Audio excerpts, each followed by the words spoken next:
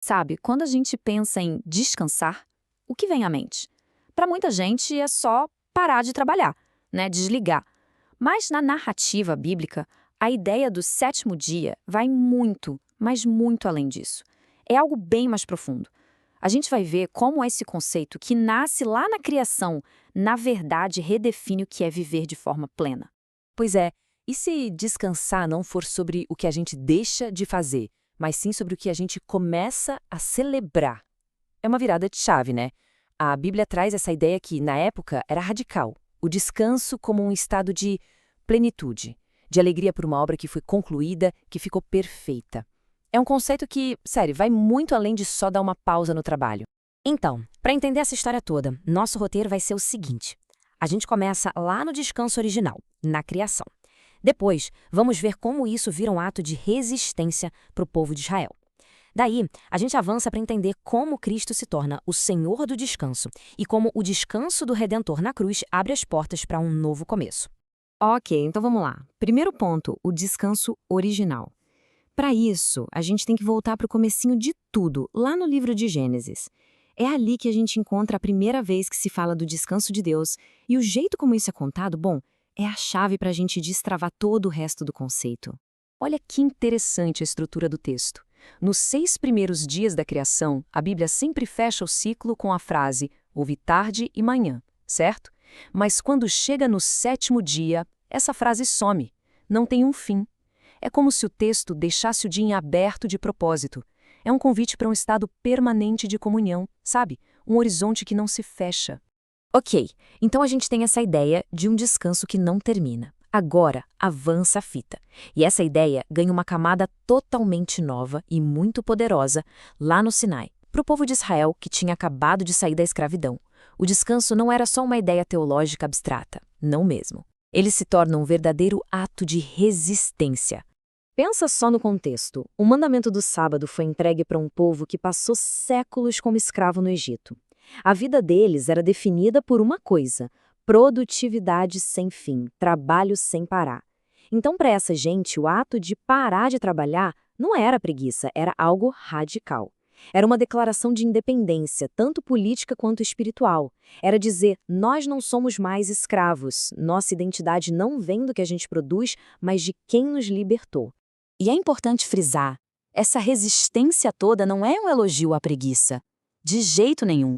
Era sobre celebrar a plenitude, a beleza da criação. O descanso de Deus, a palavra para isso é shalom, não tem a ver com exaustão, com cansaço. Tem a ver com alegria, com o deleite de olhar para uma obra pronta e dizer, ficou muito bom. É um estado de paz, de perfeição completa. Beleza, agora a nossa história dá um salto gigantesco. Com a chegada de Jesus, o conceito de descanso muda de patamar. O sábado, que era um dia, de repente se encarna, vira uma pessoa. Como assim? Vamos entender isso agora. A gente lê nos evangelhos que Jesus vivia batendo de frente com os líderes religiosos. E o motivo era quase sempre o mesmo. Ele curava pessoas no sábado. Mas ao fazer isso, o que ele estava fazendo era, na verdade, mostrar o verdadeiro sentido do descanso. Pensa comigo. Se o pecado foi o que quebrou aquele repouso original da criação, o trabalho do Messias é justamente restaurar esse repouso. Então a cura no sábado não era quebrar a lei, era a expressão máxima do propósito da lei, restaurar a vida. Então o que a gente vê é uma evolução incrível do conceito, né? Começa como uma lei que precisava ser observada, um ritual. Depois se transforma numa graça, um presente a ser recebido. E finalmente culmina em uma pessoa, alguém a ser encontrado em Cristo. E é aí que vem aquele convite tão conhecido de Jesus: eu vos darei descanso. Com essa frase, ele pega todo o conceito do sábado que estava lá na esfera da lei e traz para a esfera da graça. O descanso deixa de ser uma obrigação semanal para se tornar um relacionamento diário. Essa promessa de alívio é literalmente o descanso sabático se tornando uma pessoa. E agora, a gente chega no clímax de toda essa história. É aqui que a semana da criação e a semana da crucificação de Cristo se encontram de um jeito impressionante. Presta atenção nessa conexão poderosa. Olha só que paralelo incrível. No 6º dia da criação, Deus termina sua obra e diz que tudo era muito bom. Na sexta-feira da redenção, na cruz, Jesus termina a obra de reconciliação e diz, Está consumado. E o que vem depois? O sábado. O sábado em que o corpo de Jesus está no túmulo é o grande sétimo dia da redenção.